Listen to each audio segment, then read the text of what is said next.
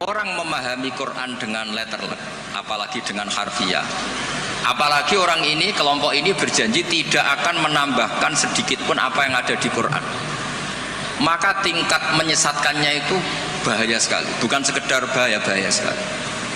Saya beri contoh, misalnya contoh yang gampang-gampang saja, yang jusnya belum terlalu jauh. Wa antasma'u bainal ukhtaini illa ma qad salaf. Di antaranya kita tidak boleh nikah perempuan, misalnya Anda menikahi Mbak Sri gitu, sekaligus nikahi adiknya. Wa antasma'u bainal ukhtain. Itu jelas di Quran hanya menyebut wa antasma'u bainal ukhtain. Zaman Nabi Sugeng, Nabi itu ya nambahinnya hanya sedikit. Wala bainal mar'ati wa ammatiha wala bainal mar'ati wa kholatiha. Juga gak boleh kamu nikahi Sri sekaligus nikahi buliknya atau budenya, baik dari bapak maupun bulik dari ibu. Berarti yang disebut Quran hanya bainal ukhtain, yang disebut hadis hanya bainal mar'ati wa ammatiha wa kholatiha, hanya dua orang, dua kelompok. Sementara tidak menyebut wala bainal mar'ati wa jaddatiha. Kemudian orang-orang fikih yang muktabar semuanya sepakat tidak boleh nikahi perempuan dan orang yang ada hubungan mahram. Sehingga ada kaidah dua perempuan yang andaikan salah satu itu lelaki kok tidak boleh nikah, maka tidak boleh dinikahi satu lelaki fi nikahin wahid.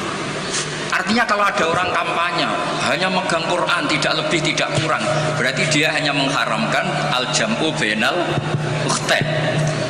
Itu betapa bahayanya dalam Islam. Terus orang nikah Sri dan budenya, orang nikah istri dan mbahnya, mbah dan cucunya, kayak apa bahayanya.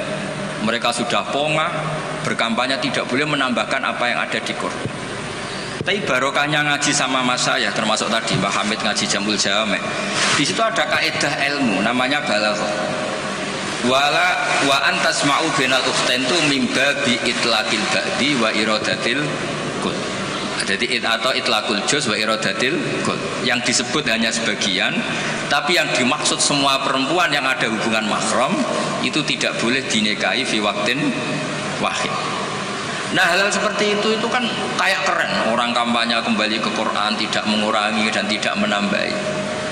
Tapi terus kayak apa bahayanya ketika orang hanya berpegangan wa antasma'u bainal ukhtain. Maka ciri utama ahli sunnah itu maknani Quran dan hadis itu berdasar sanad. Ya seperti yang saya terangkan tadi. Kalau saya misalnya saya ngaji Mbah Mun ngaji Mbah Karim ngaji Syekhona Khalil, Mbah Hamid ngaji Mbah Dimyati Termas, Mbah Dimyati ngaji Mbah Mahfud ngaji Sayyid Abi Bakar Sato, Sohibul Li'anah, beliau ngaji Sayyid Zaini Dahlan. Atau di sini keluarga besar Mbah Siddiq, kalau pakai buyut-buyut misalnya Mbah Siddiq ngaji Syekhona Khalil, ketemu di Sayyid Zaini Dahlan terus sampai Syekh Utsman Ad-Dimyati sampai Rasulullah Shallallahu Alaihi Wasallam. Nah, pemanaan ini penting. Lafaz itu nggak boleh mengikat. Makanya kata Ibnu Hajar Al-Asqalani, jika Anda terikat oleh lafaz, orang basuh wajah tidak sempurna itu nggak apa-apa, tangan yang nggak sempurna nggak apa-apa, karena yang ada itu wailun lil aqabi minan nar. Basuh polok yang tidak sempurna diancam Nabi itu neraka, tapi Nabi tidak ngendikan wailun lil yad minan nar, wailun lil wajhi minan nar. Nah, ini kalau di usul fikih disebut mimba biwaqiati ainin. Karena yang wudu itu salahnya dibasuh tungkat tumit ya. Ya, ada orang wudu yang lupa tumitnya enggak kebasuh. Karena kejadiannya seperti itu Nabi ngendikan wailun lil aqab minan nar. Apa tidak well juga ketika orang tidak membasuh tangannya secara sempurna? Apa tidak well juga ketika orang tidak basuh wajahnya secara sempurna? Kan sama-sama well. Tapi ini tidak disebut Rasulullah Shallallahu Alaihi. Nah, misalnya Anda fanatik, pokoknya saya persis hadis yang wailun hanya lil aqab. Kalau tangan nggak apa-apa, wajah nggak apa-apa. Lu itu gendeng apa goblok? Wes goblok kampanyane, saya berpegangan hadis orisinil kata Pak Idris, tadi asli kata. Nah, jadi bahayanya baca hadis tanpa ilmu usul fikih kira-kira seperti itu.